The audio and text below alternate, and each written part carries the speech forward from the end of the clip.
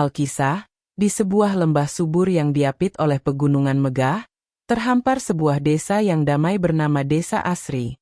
Desa ini dinaungi oleh bayangan agung Gunung Nirwana, sebuah puncak sakral yang puncaknya seringkali tersembunyi di balik selimut awan. Di desa inilah tinggal seorang gadis jelita bernama Dewi Anjani, yang kebaikan hatinya seindah parasnya.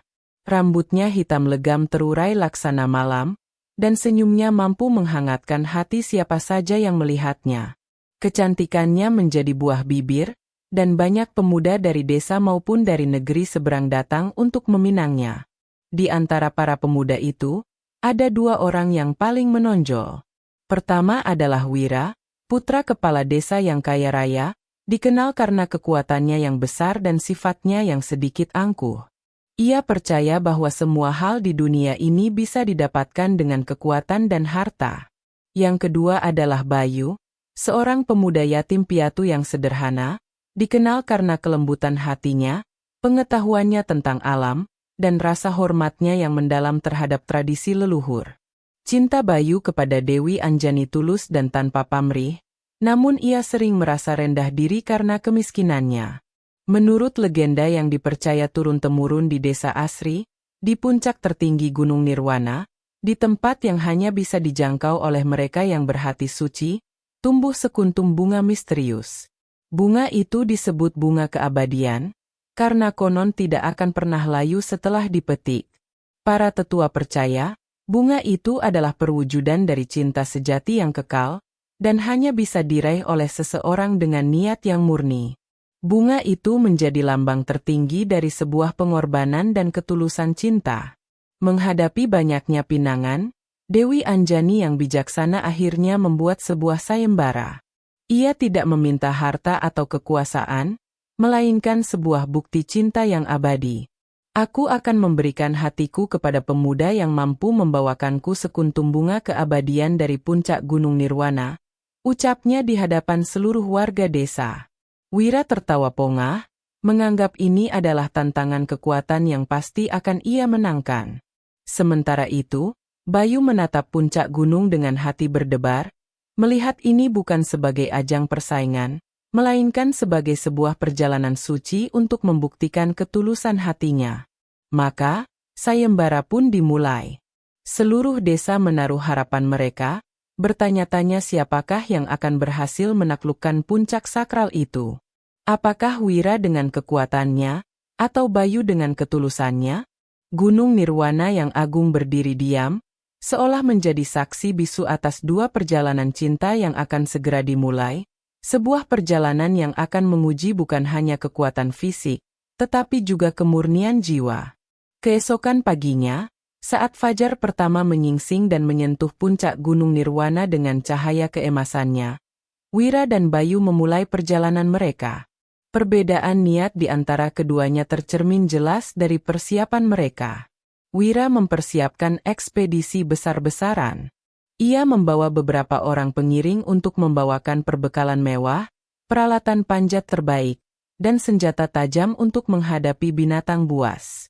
Ia berjalan dengan langkah tegap dan dada membusung, seolah-olah hendak menaklukkan sebuah wilayah, bukan mendaki sebuah gunung suci. Bagi Wira, perjalanan ini adalah soal harga diri dan pembuktian dominasi. Ia ingin menunjukkan kepada semua orang bahwa dirinyalah yang terhebat, yang paling layak mendapatkan Dewi Anjani. Ia mengabaikan ritual-ritual kecil yang biasa dilakukan para pendaki, seperti memohon izin kepada roh penunggu gunung. Ia bahkan menebang beberapa pohon kecil yang menghalangi jalannya tanpa berpikir dua kali. Alam di sekitarnya ia pandang sebagai rintangan yang harus disingkirkan, bukan sebagai sahabat seperjalanan. Sebaliknya, Bayu memulai perjalanannya seorang diri dengan penuh kerendahan hati. Perbekalannya sederhana, hanya cukup untuk beberapa hari. Sebelum melangkahkan kaki pertama di jalur pendakian, ia berhenti sejenak di bawah pohon beringin tua di gerbang desa. Ia menundukkan kepala, memanjatkan doa kepada Sang Pencipta, memohon ridho dan perlindungan. Ia juga memohon izin kepada arwah para leluhur dan roh penjaga Gunung Nirwana, Berjanji tidak akan merusak atau mengambil apapun kecuali yang diizinkannya. Bagi Bayu, perjalanan ini adalah sebuah ziarah spiritual. Setiap langkahnya penuh dengan rasa hormat. Ia berjalan dengan tenang, menyapa kicau burung, mengagumi mekarnya bunga hutan, dan merasakan bisikan angin sebagai petunjuk. Ia tidak melihat alam sebagai musuh, melainkan sebagai bagian dari dirinya. Dua pemuda itu kini telah memasuki jantung Gunung Nirwana, memulai pendakian mereka di jalur yang sama namun dengan semangat yang bertolak belakang. Tidak menyadari bahwa gunung itu sendiri akan menjadi hakim yang adil atas niat hati mereka. Perjalanan mereka dipisahkan oleh sebuah persimpangan. Wira memilih jalur terjal yang lebih pendek, mengandalkan kekuatan fisiknya untuk segera sampai ke puncak. Sementara Bayu, mengikuti bisikan hatinya, memilih jalur memutar yang lebih landai, jalur kuno yang konon sering dilewati oleh para pertapa di masa lalu. Keputusan ini akan membawa mereka pada takdir yang sangat berbeda di ketinggian yang sunyi. Gunung Nirwana seolah dapat merasakan niat setiap pendakinya. Semakin tinggi Wira mendaki, semakin banyak rintangan yang ia hadapi. Badai datang tiba-tiba, merobek tenda mewahnya dan menghamburkan sebagian perbekalannya. Jalur yang ia lalui tiba-tiba longsor, memaksanya mencari jalan lain yang lebih berbahaya. Seekor elang gunung yang besar terus mengikutinya, menukik tajam seolah memberinya peringatan. Namun, Wira menganggap semua ini sebagai tantangan biasa. Dengan sombong ia berteriak menantang langit. "Hanya inikah kemampuanmu, wahai Gunung Nirwana?" Sifat angkuhnya membuat para pengiringnya ketakutan dan akhirnya meninggalkannya satu persatu. Kini Wira harus melanjutkan perjalanan seorang diri, dengan sisa perbekalan yang menipis dan hati yang mulai dipenuhi amarah. Ia menyalahkan gunung, menyalahkan para pengiringnya, tetapi tidak pernah sekalipun ia berkaca pada perilakunya sendiri yang tidak menghormati alam. Keangkuhannya telah membutakan mata hatinya. Di sisi lain, perjalanan Bayu terasa lebih damai, meskipun tidak luput dari ujian. Saat badai yang sama menerpa, ia menemukan sebuah gua kecil untuk berlindung. Di dalam gua itu, ia menemukan seekor anak kijang yang kakinya terluka dan terpisah dari induknya. Dengan sabar, Bayu membersihkan luka anak kijang itu dan membalutnya dengan dedaunan obat yang ia kenal. Ia berbagi sedikit makanannya dengan hewan malang itu hingga badai reda. Setelah badai usai, ia membantu anak kijang itu menemukan kembali induknya yang menunggu dengan cemas tak jauh dari sana. Tindakan welas asih Bayu tidak luput dari penglihatan sang gunung. Setelah ia melanjutkan perjalanan, seolah-olah alam membukakan jalan untuknya. Seekor burung kenari emas terbang di depannya, menuntunnya melewati jalur yang aman dan tersembunyi. Ia menemukan mata air jernih tepat saat ia merasa sangat kehausan. Ia bahkan menemukan pohon buah-buahan hutan yang ranum untuk mengisi kembali tenaganya. Bayu bersyukur atas setiap kemudahan yang ia terima, merasa bahwa gunung telah menerima niat baiknya. Ujian yang mereka hadapi bukanlah semata-mata rintangan fisik, melainkan cermin bagi jiwa mereka. Wira yang melawan alam, semakin tersesat dalam keangkuhannya. Sementara Bayu yang berdamai dan menyayangi alam, justru mendapatkan bimbingan tak terduga. Perbedaan perlakuan dari sang gunung ini adalah pertanda awal dari hasil akhir perjalanan mereka. Di jalur kuno yang ia lalui, setelah melewati sebuah air terjun berkabut, Bayu tiba di sebuah dataran tinggi yang tenang. Di sana, di depan sebuah gua sederhana, duduk seorang lelaki tua berjanggut putih panjang yang sedang meniup seruling bambu. Alunan musiknya terdengar begitu merdu dan menyatu dengan suara alam, membuat hati Bayu merasa tenteram. Bayu segera mengenali sosok itu dari cerita para tetua desa, dialah Mbah Agni, seorang pertapa bijaksana yang telah puluhan tahun tinggal di Gunung Nirwana untuk menjaga keselarasan alam. Dengan penuh hormat, Bayu mendekat dan bersimpuh di hadapan sang pertapa. Ia menceritakan tujuannya mendaki gunung dan niat tulusnya untuk membuktikan cintanya kepada Dewi Anjani. Mbah Agni menatapnya dengan mata yang teduh namun seolah bisa menembus kedalaman jiwa. Ia tersenyum tipis. Aku sudah tahu tujuanmu, anak muda. Gunung ini telah menceritakannya padaku melalui bisikan angin, kata Mbah Agni dengan suara yang tenang. Mbah Agni kemudian memberikan sebuah petuah kepada Bayu. Ingatlah, bunga keabadian bukanlah hadiah bagi penakluk, melainkan anugerah bagi pelindung. Cinta yang ingin memiliki pada akhirnya akan layu bersama waktu. Namun cinta yang tulus menjaga, akan abadi selamanya. Jangan biarkan matamu terbuta oleh keindahan yang tampak, tetapi dengarkanlah kebenaran dengan hatimu. Nasihat sang pertapa. Bayu meresapi setiap kata-kata itu, meskipun ia belum sepenuhnya mengerti maknanya. Sebelum Bayu melanjutkan perjalanan, Mbah Agni memberinya sebuah kantung kecil berisi biji-bijian. Taburkan ini jika kau telah menemukan apa yang kau cari, pesannya. Bayu menerima kantung itu dengan penuh terima kasih dan melanjutkan pendakiannya dengan hati yang lebih mantap. Petuah dari Mbah Agni terus terngiang di benaknya, menjadi bekal spiritual yang jauh lebih berharga daripada perbekalan fisik apapun. Wira, di jalurnya yang berbeda, juga sempat melihat gua Mbah Agni dari kejauhan. Namun, ia hanya mendengus meremehkan. Orang tua aneh yang membuang-buang waktu, gumamnya. Ia merasa tidak membutuhkan nasihat siapapun dan terus memacu langkahnya menuju puncak.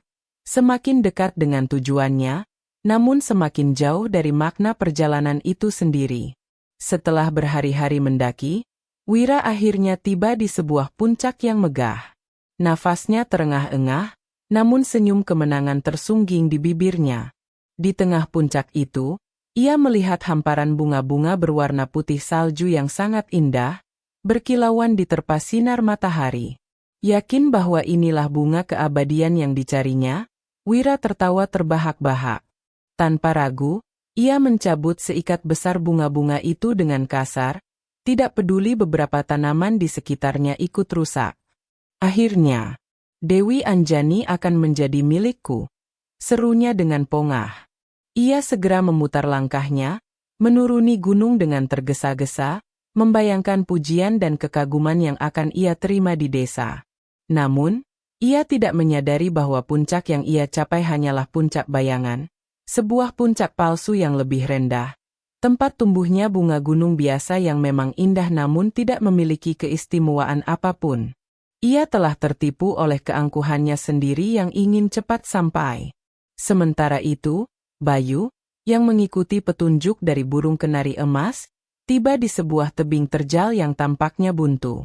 Namun, ia melihat celah sempit di balik sebuah air terjun tipis.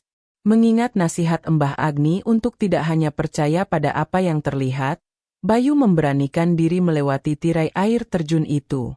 Ternyata, di baliknya terdapat sebuah jalur rahasia yang menanjak curam menuju puncak yang lebih tinggi lagi, puncak yang tersembunyi di balik awan. Dengan sisa tenaganya, Bayu mendaki jalur terakhir itu. Udara terasa semakin tipis dan dingin, namun hatinya dipenuhi perasaan damai yang luar biasa. Akhirnya, ia tiba di puncak sejati Gunung Nirwana. Pemandangannya sungguh menakjubkan. Ia merasa seolah sedang berdiri di atap dunia. Dan di sana, di satu-satunya titik tertinggi, di atas sebuah batu datar yang disinari cahaya matahari, tumbuh sekuntum bunga tunggal yang berbeda dari bunga manapun yang pernah ia lihat. Bunga itu berbentuk seperti bintang, dengan kelopak-kelopak putih selembut beludru, memancarkan cahaya keperakan yang lembut. Aura kesucian dan keabadian begitu kuat terpancar darinya. Inilah bunga keabadian yang sesungguhnya. Jantung Bayu berdebar kencang, dipenuhi rasa takjub dan haru. Ia telah berhasil mencapai tujuannya. Saat Bayu hendak melangkah maju untuk memetik bunga agung itu, tiba-tiba muncul sesosok cahaya di hadapannya. Cahaya itu perlahan membentuk wujud seorang wanita anggun berjubah putih yang merupakan perwujudan dari roh penjaga Gunung Nirwana. Berhenti, anak manusia, ucap sang roh dengan suara yang menggema namun lembut. Engkau telah berhasil mencapai puncak ini dengan hati yang bersih, Tetapi bunga ini bukanlah untuk dipetik. Bayu terkejut dan segera bersujud. Sang roh kemudian menjelaskan bahwa bunga keabadian adalah jantung dari gunung itu sendiri. Keberadaannya menjaga keselarasan dan kehidupan di seluruh penjuru gunung. Jika bunga itu dipetik dari akarnya, maka perlahan-lahan gunung akan kehilangan kekuatannya, mata air akan mengering, dan hutan akan mati. Bunga itu abadi justru karena ia tidak pernah meninggalkan tempatnya. Seketika, Bayu teringat nasihat Mbah Agni. Cinta yang ingin memiliki akan layu, cinta yang ingin menjaga akan abadi. Kini ia mengerti makna sesungguhnya. Memetik bunga itu untuk memiliki Dewi Anjani adalah sebuah tindakan egois yang akan menghancurkan kehidupan lain yang tak terhitung jumlahnya. Cinta sejatinya kepada Dewi Anjani tidak seharusnya menuntut pengorbanan dari alam yang begitu ia hormati. Dengan hati yang mantap, Bayu menatap sang roh penjaga. Wahai roh agung penjaga gunung, aku mengerti sekarang. Cintaku pada Dewi Anjani tidak akan pernah kumaafkan jika harus dibayar dengan kehancuran tempat sucimu ini. Aku tidak akan memetik bunga ini, ucap Bayu dengan tulus. Sebagai gantinya, aku bersumpah di hadapanmu, aku akan menceritakan kebenaran ini kepada semua orang di desaku. Aku akan mengajak mereka untuk turut menjaga kelestarian bunga ini dan gunung ini selamanya. Melihat ketulusan dan pengorbanan Bayu yang lebih memilih menjaga daripada memiliki, sang roh penjaga tersenyum. Hatimu sungguh mulia, Bayu. Engkau telah membuktikan cinta yang sejati. Sebagai anugerah atas kemurnian hatinya, sang roh menyentuh bunga itu dengan jarinya. Sekuntum bunga kecil yang identik dengan bunga keabadian mekar di tangannya, lalu ia menyerahkannya kepada Bayu. Bawalah ini sebagai bukti perjalananmu. Bunga ini tidak akan pernah layu, karena ia lahir dari cinta yang abadi. Bayu kemudian teringat kantung pemberian Mbah Agni. Ia menaburkan biji-bijian itu di sekitar puncak sejati, sebagai simbol janjinya untuk menyebarkan kehidupan, bukan mengambilnya. Biji-bijian itu kelak akan tumbuh menjadi bunga-bunga serupa, yang kita kenal sebagai Edelweiss. Wira tiba kembali di desa Asri terlebih dahulu. Ia disambut dengan meriah oleh penduduk desa. Dengan bangga, ia mempersembahkan seikat besar bunga putih yang ia bawa kepada Dewi Anjani. Aku telah menaklukkan Gunung Nirwana dan membawakanmu bunga keabadian. Sekarang, penuhilah janjimu, seru Wira dengan sombong. Namun, semua orang terkejut melihat bunga-bunga di tangan Wira sudah mulai layu dan warnanya berubah kecoklatan setelah perjalanan turun gunung. Bunga itu tidak abadi sama sekali. Dewi Anjani menatap bunga yang layu itu dengan tatapan sedih dan kecewa. Ia tahu ini bukanlah bunga yang diceritakan dalam legenda. Saat Wira masih membual tentang kehebatannya, Bayu tiba di gerbang desa. Ia berjalan dengan tenang, tanpa sorak-sorai, dan di tangannya hanya tergenggam sekuntum bunga putih keperakan yang tampak begitu segar dan bercahaya, seolah baru dipetik beberapa saat yang lalu. Semua mata tertuju pada bunga di tangan Bayu yang tampak begitu berbeda. Bayu tidak langsung menyerahkan bunga itu. Pertama-tama, ia menceritakan seluruh perjalanannya.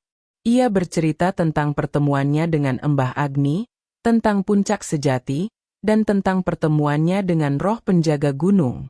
Ia menjelaskan bahwa bunga keabadian yang asli tidak boleh dipetik karena merupakan sumber kehidupan gunung. Ia mengakui bahwa ia telah gagal memenuhi syarat sayembara secara harfiah, karena ia tidak memetik bunga itu dari tempatnya. Aku tidak membawakanmu bunga keabadian yang asli, Dewi Anjani, kata Bayu dengan tulus sambil menatap mata sang putri. Karena cinta sejatiku kepadamu mengajariku bahwa aku tidak boleh merusak keindahan lain untuk mendapatkan keindahanmu. Bunga di tanganku ini adalah anugerah dari sang penjaga gunung, sebagai simbol dari sebuah janji untuk menjaga, bukan memiliki. Bayu kemudian bersujud. Maafkan aku karena tidak berhasil membawakan apa yang engkau minta. Seluruh desa terdiam, terpesona oleh cerita Bayu. Mereka kini mengerti makna yang sesungguhnya dari legenda bunga keabadian. Wira hanya bisa terdiam dengan wajah memerah karena malu dan marah. Ia telah membawa bunga yang fana, sementara Bayu, meskipun hanya membawa sekuntum, membawa serta sebuah kisah tentang kebijaksanaan dan cinta yang agung. Dewi Anjani tersenyum dengan air mata haru mengalir di pipinya. Ia mendekati Bayu dan membantunya berdiri. Engkau tidak gagal, Bayu. Justru engkaulah satu-satunya yang berhasil, bisiknya lembut. Engkau tidak hanya membawakanku sekuntum bunga, tetapi engkau membawakanku makna cinta yang sesungguhnya. Cinta yang rela berkorban, cinta yang melindungi, dan cinta yang menghormati kehidupan. Itulah keabadian yang sesungguhnya. Di hadapan seluruh penduduk desa, Dewi Anjani menerima bunga dari tangan Bayu dan mengumumkan keputusannya untuk menerima pinangan Bayu. Sorak-sorai kebahagiaan pun membahana di seluruh desa, lebih meriah daripada sambutan untuk Wira sebelumnya. Wira yang telah dipermalukan oleh kesombongannya sendiri, pergi meninggalkan desa dengan penuh penyesalan. Pernikahan Bayu dan Dewi Anjani pun dilangsungkan dengan penuh sukacita, menjadi perayaan atas kemenangan cinta yang tulus. Sejak hari itu, Bayu dan Dewi Anjani menjadi pemimpin yang bijaksana di desa mereka.